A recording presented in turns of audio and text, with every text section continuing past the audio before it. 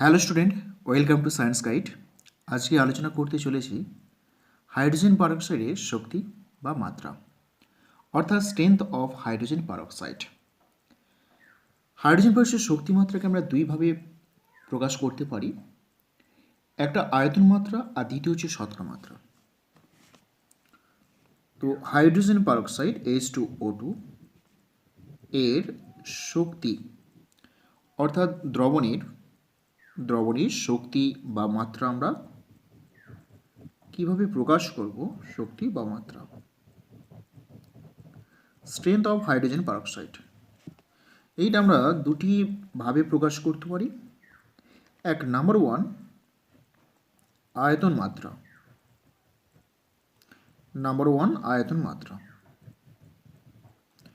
আয়তন মাত্রা হচ্ছে ভলিউম স্ট্রেংথ, যেটাকে আমরা আয়তন মাত্রা বলা হয়। এই আয়তন মাত্রা বলতে বোঝায় এক আয়তন কোনো হাইড্রোজেন পারক্সাইড দ্রবণে সম্পূর্ণ বিয়োজনের ফলে এসটিপিতে যত আয়তন অক্সিজেন মুক্ত হয় সেটি ওই দ্রবণের আয়তন মাত্রা। এটা বলতে বোঝায় এক আয়তন কোনো হাইড্রোজেন পারক্সাইড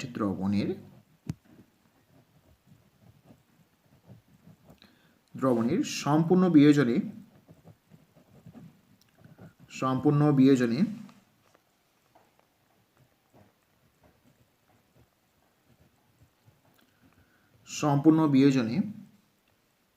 বিয়োজনের ফলে এসটিপিতে যত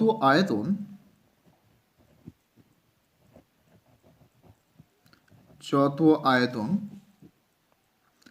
আমরা ml এ প্রকাশ করব, অক্সিজেন মুক্ত হয়, O2 মুক্ত হয়, তা হলো H2O2 এর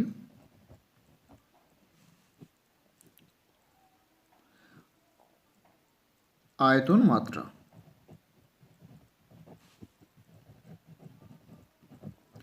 তাহলে দেখো, এখানে বলা হচ্ছে 1 ml হাইড্রোজেন পারক্সাইডকে যদি আমরা সম্পূর্ণরূপে বিয়োজন করি, এসটিপিতে যতটা আয়তন অক্সিজেন মুক্ত হবে সেই আয়তনটাই হচ্ছে হাইড্রোজেন পারক্সাইডের আয়তন মাত্রা। ধরা যাক বলা হলো 20 আয়তন হাইড্রোজেন পারক্সাইড। এই 20 আয়তন হাইড্রোজেন পারক্সাইড থেকে বলতে কি বোঝায়? আমরা 1 ml হাইড্রোজেন পারক্সাইড যদি নেওয়া হয়, সম্পূর্ণরূপে বিয়োজন করলে এসটিপিতে 20 ml অক্সিজেন উৎপন্ন হবে। 1 ml হাইড্রোজেন পারক্সাইড কে সম্পূর্ণরূপে বিয়োজন করলে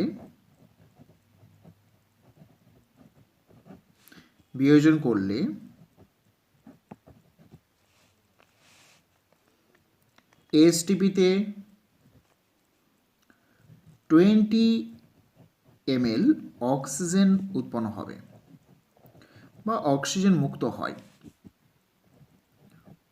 হয়, এটাই বোঝায়।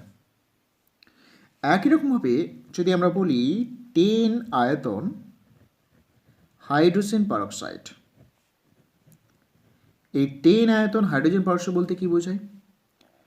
বলতে বোঝায় যে 1 ml হাইড্রোজেন পারক্সাইডকে সম্পূর্ণরূপে বিয়োজন করলে এসটিপিতে 10 ml অক্সিজেন উৎপন্ন হবে, এটাই বোঝায়। সেকেন্ড, নাম্বার 2, শতকরা মাত্রা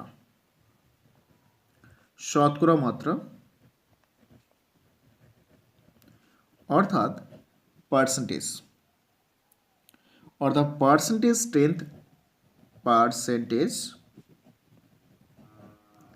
স্ট্রেংথ আমরা প্রকাশ করব কি করে? এখানে দেখো পার্সেন্টেজ আছে, তো পার্সেন্টেজ বলতে আমরা যেটা বুঝি প্রতি 100 ভাগের মধ্যে কত। তাহলে আমরা ডেফিনেশন দেব এইভাবে 100 ml কোনো হাইড্রোজেন পারক্সাইড দ্রবণে যত গ্রাম হাইড্রোজেন পারক্সাইড থাকে সেটি ওই দ্রবণের শতকরা মাত্রা। এটাকে ডেফিনেশন দেবো আমরা ঠিক এইরকম ভাবে যে 100 ml কোনো হাইড্রোজেন পারক্সাইড দ্রবণে যত গ্রাম হাইড্রোজেন পারক্সাইড H2O2 তাকে সেই বা সেটি তা হলো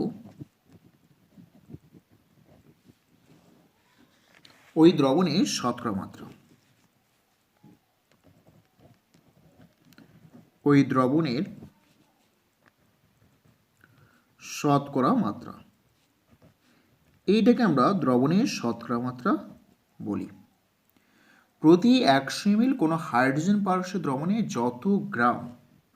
যতটা গ্রাম হাইড্রোজেন পারক্সাইড থাকবে সেই সংখ্যাকে বলা হয় ওই দ্রবণের শতকরা মাত্রা। ধরা যাক বলা হয়েছে 30% হাইড্রোজেন পারক্সাইড, 30% হাইড্রোজেন পারক্সাইড। এই 30% হাইড্রোজেন পারক্সাইড কথা অর্থ কি? 30% হাইড্রোজেন পারক্সাইড কথা অর্থ হচ্ছে 100 ml কোনো হাইড্রোজেন পারক্সাইড দ্রবণে 30 গ্রাম হাইড্রোজেন পারক্সাইড রয়েছে। এটা কথা অর্থ হচ্ছে 100 মিলিলিটার কোনো হাইড্রোজেন পারক্সাইড দ্রবণে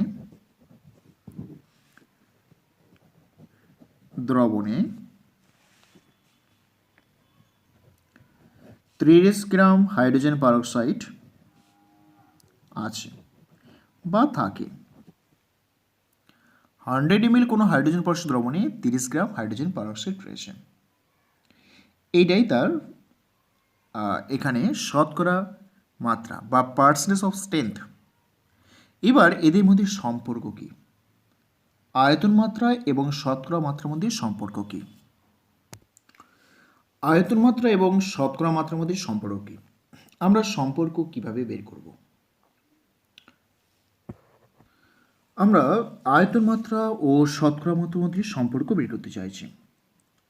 তাহলে 1% হাইড্রোজেন পারক্সাইড সমান কতটা আয়তন হাইড্রোজেন পারক্সাইড? আয়তন হাইড্রোজেন পারক্সাইড, এই সম্পর্কটা আমাদের ক্যালকুলেট করতে হবে। 1% হাইড্রোজেন পারক্সাইড সমান কতটা আয়তন হাইড্রোজেন পারক্সাইড। তাহলে দেখো এখানে 1% হাইড্রোজেন পারক্সাইড দেওয়া আছে। এই 1% হাইড্রোজেন পারক্সাইড বলতে কি বোঝায়? বলতে বোঝায় যে 100 ml হাইড্রোজেন পারক্সাইড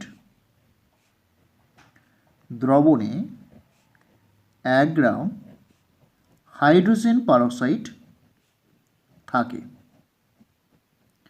তাহলে 1 গ্রাম হাইড্রোজেন পারক্সাইড পেয়ে গেলাম। এবার এই 1 গ্রাম থেকে কতটা আয়তন অক্সিজেন মুক্ত হবে এটা ক্যালকুলেট করতে হবে। হাইড্রোজেন পারক্সাইডকে বিয়োজন করলে উৎপন্ন হয় অক্সিজেন এবং জল H2। এইটাকে যদি ব্যালেন্স করা হয় ব্যালেন্স ইকুয়েশন এটা থাকবে। তো হাইড্রোজেন পারক্সাইড ওয়েট দেখো এখানে 68 গ্রাম আসবে, কারণ দেখো হাইড্রোজেন দুটো আছে আর অক্সিজেন দুটো আর তার 2 গুণ আছে।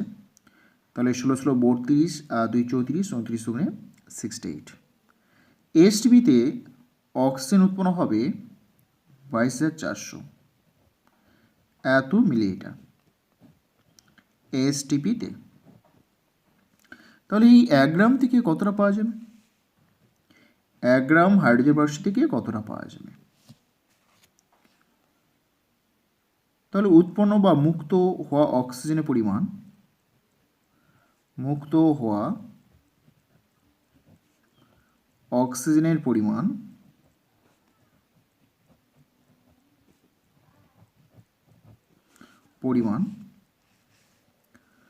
কত হবে 22400/68 এতটা হবে। এটা ক্যালকুলেশনগুলো আসে 329.4 এত মিলিলিটার অক্সিজেন। ওকে, এত মিলিলিটার। তাহলে আমরা বলতে পারি যে 100 ml হাইড্রোজেন পারঅক্সাইড থেকে এই 1 গ্রামের জায়গায় এত ml অক্সিজেন উৎপন্ন হয়। 1 গ্রাম থেকে আমরা এটা পাচ্ছি। তাহলে এখানে লিখতে পারি যে কি লিখবো আমরা 100 মিলিলিটার হাইড্রোজেন পারঅক্সাইড দ্রবণ থেকে 329.4 এত মিলিলিটার অক্সিজেন মুক্ত হয়।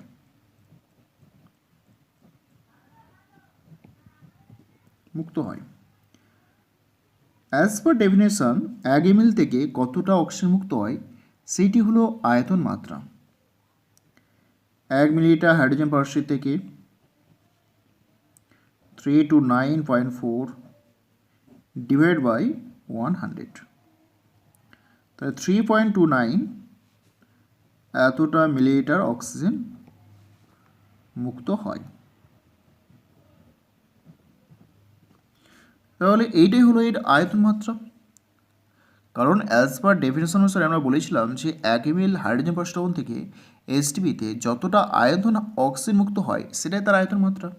তাহলে 1 ml থেকে 3.29 ml অক্সিজেন মুক্ত হয়, তো আয়তন মাত্রা হয়ে গেল 3.29 আয়তন মাত্রা। তাহলে 1% হাইড্রোজেন পারঅক্সাইড থেকে 3.29 আয়তন মাত্রা হাইড্রোজেন পারঅক্সাইড। যদি এইভাবেই কোশ্চেন দেয় যে 2% কত, তাহলে 2 দিয়ে গুণ করে দিতে হবে। 3% থেকে কত হবে, 3 দিয়ে গুণ করে দেবো। 1.5 হলে 1.5 দিয়ে গুণ করে দেবো। তাহলে এইটা হলো পার্সেন্টেজ এবং আয়তন মাত্রার মধ্যে সম্পর্ক। এবার আয়তন মাত্রা এবং নর্মালিটির মধ্যে সম্পর্ক কি?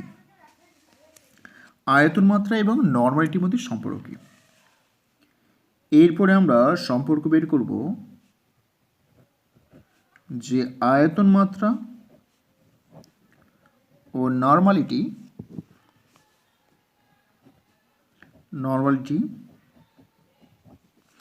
এর মধ্যে সম্পর্ক কি?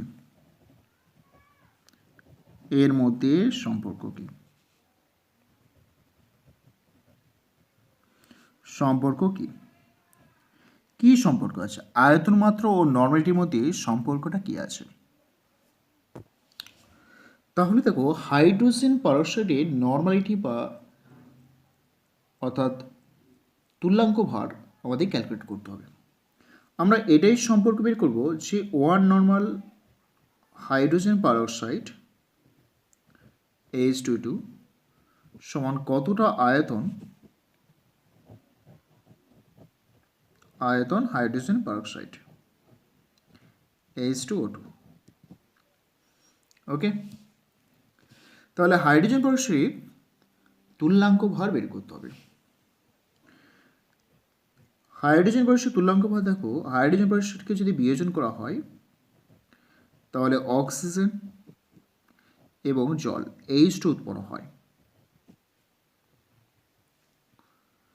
তো এখানে ভর হিসেবে তাহলে 68 গ্রাম থেকে অক্সিজেন মুক্ত হচ্ছে 32 গ্রাম। তাহলে 8 ভাগের জন্য কতটা হবে? এটা তো তুল্যাঙ্ক ভাগ। তাহলে 8 ভাগ মুক্ত করতে কতটা হাইড্রোজেন পারঅক্সাইডের প্রয়োজন, সেটা তো তুল্যাঙ্ক ভার অ্যাজ পার ডেফিনেশন অনুসারে। তাহলে তুল্যাঙ্ক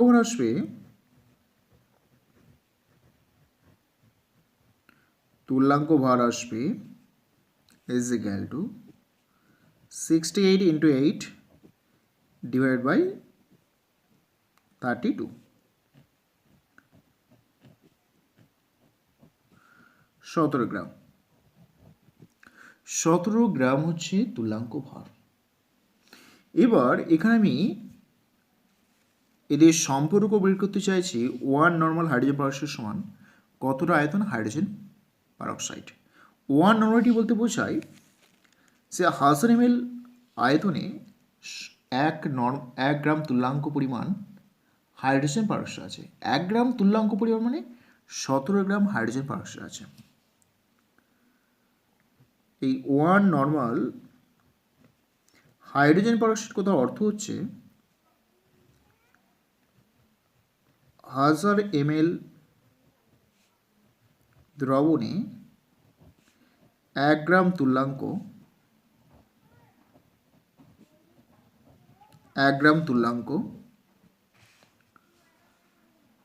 হাইড্রোজেন পারঅক্সাইড আছে।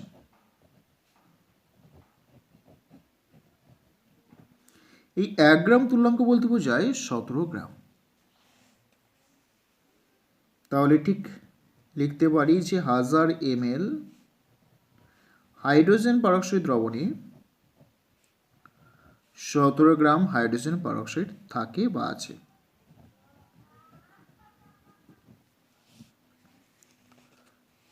তো এই 17 গ্রাম হাইড্রোজেন পারঅক্সাইড থেকে কতটা আয়তন অক্সিজেন মুক্ত হয় ক্যালকুলেশন করতে হবে। হাইড্রোজেন পারঅক্সাইড, এখান থেকে অক্সিজেন প্লাস 2 ওয়াটার, 68 গ্রাম হাইড্রোজেন পারঅক্সাইড থেকে H2তে 22,400 ml অক্সিজেন উৎপন্ন হয়। তো 17 গ্রাম থেকে কত উৎপন্ন হবে? তাহলে অক্সিজেনের পরিমাণ আসবে 22,400 into 17 divided by 68, 5600।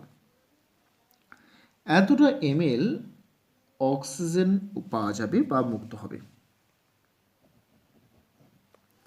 তো এই ml অক্সিজেন পাওয়া যাচ্ছে 1000 ml আয়তনে। তাহলে 1 ml কত হবে? কারণ আয়তন মাত্রা হচ্ছে 1 ml এ কতটা অক্সিজেন পাওয়া যায়। তো আমরা লিখতে পারি 1000 মিলিলিটার হাইড্রোজেন পারঅক্সাইড দ্রবণ থেকে 5600 ml অক্সিজেন মুক্ত হয়।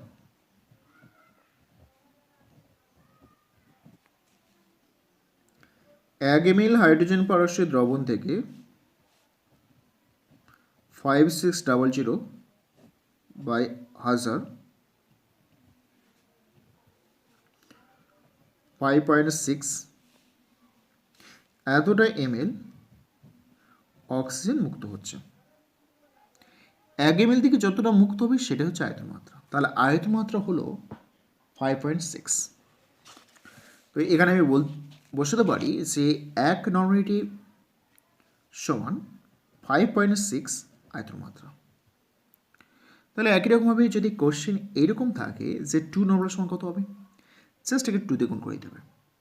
1.5 নর্মাল সমান কত হবে, জাস্ট একে 1.5 দিয়ে গুণ করে দিতে হবে। গুণ করে এইভাবে আমরা তার আয়তন মাত্রা বের করতে পারবো। এরপরে আমরা জানবো হাইড্রোজেন পারঅক্সাইডের শনাক্তকরণ। H2O2 এর শনাক্তকরণ। কি করে হাইড্রোজেন পারঅক্সাইড আমরা শনাক্তকরণ করব? নাম্বার 1, লঘু সালফিউরিক অ্যাসিড ও পটাশিয়াম ডাইক্রোমেট এবং হাইড্রোজেন পারঅক্সাইড মিশিয়ে দিলে ক্রোমিয়াম পেন্টাঅক্সাইড পাওয়া যায়। আর এইখান থেকে বুঝতে হবে যে লঘু সালফিউরিক অ্যাসিড ও পটাশিয়াম ডাইক্রোমেট এই লঘু দ্রবণে হাইড্রোজেন পারঅক্সাইড যোগ করার পর ইথার যোগ করলে ইথার স্তরটা নীল বর্ণ ধারণ করে। তার কারণ হাইড্রোজেন পারঅক্সাইড বিক্রিয়ায় ক্রোমিয়াম পেন্টাঅক্সাইড উৎপন্ন করে, যা কিনা ইথার স্তরকে নীল করে দেয়। অর্থাৎ পটাশিয়াম ডাইক্রোমেট K2Cr2O7 এর সঙ্গে সালফিউরিক অ্যাসিড রিঅ্যাকশন করব এবং হাইড্রোজেন পারঅক্সাইড রিঅ্যাকশন করলে ক্রোমিয়াম পেন্টাঅক্সাইড তৈরি হয়, CrO5 তৈরি হবে। তার সঙ্গে পটাশিয়াম সালফেট এবং উৎপন্ন হবে ওয়াটার H2O উৎপন্ন হবে। এই যে ক্রোমিয়াম পেন্টক্সাইড তৈরি হচ্ছে নীল বর্ণ ধারণ করবে। তো ক্রোমিয়াম পেন্টক্সাইডের গঠন সে ডাবল বন্ড ও, এখানে অক্সিজেন রয়েছে, এই অক্সিজেন, এখানে অক্সিজেন, এখানে অক্সিজেন রয়েছে, এটা এইটা হচ্ছে বাটারফ্লাই স্ট্রাকচার। Butterfly structure. আর ক্রোমিয়ামের এখানে জারণ স্তর, ক্রোমিয়ামের জারণ স্তর +6। এছাড়াও আমরা আম্লিক কেআই দ্রবণে হাইড্রোজেন পারক্সাইড যোগ করলে একটি বাদামি বর্ণের রং ধারণ করে। এবার ওতে স্টার্চ দ্রবণ যোগ করলে নীল হয়ে যাবে। দ্বিতীয় আরেকটা আইডেন্টিফিকেশন করতে পারি যে কেআই দ্রবণে যদি আমরা হাইড্রোজেন পারক্সাইড যুক্ত করি, কেআই দ্রবণ অ্যাসিডিক মাধ্যম নিতে হবে, আমরা HCl অ্যাসিডিক মাধ্যম নিই, তার সঙ্গে হাইড্রোজেন পারক্সাইড যুক্ত করে দিই। যুক্ত করে আয়োডিন উৎপন্ন হয়, তার সঙ্গে KCl উৎপন্ন হতে পারে এবং ওয়াটার উৎপন্ন হতে পারে। এই যে আয়োডিন উৎপন্ন হয় বাদামি বর্ণ ধারণ করে, আয়োডিন বাদামি বর্ণ ধারণ করে, বাদামি বর্ণ ধারণ করে। এবার এই আয়োডিন উৎপন্ন আয়োডিন হয়েছে, আয়োডিনের সঙ্গে স্টার্চ মিশিয়ে দাও, স্টার্চ মিশিয়ে দাও। স্টার্চ মিশালে নীল বর্ণের যৌগ গঠন করবে, নীল বর্ণ। আর এখান থেকে হাইড্রোজেন পারক্সাইডে শনাক্তকরণ করা যায়। তো এইভাবে আমরা হাইড্রোজেন পারক্সাইডকে শনাক্তকরণ করব।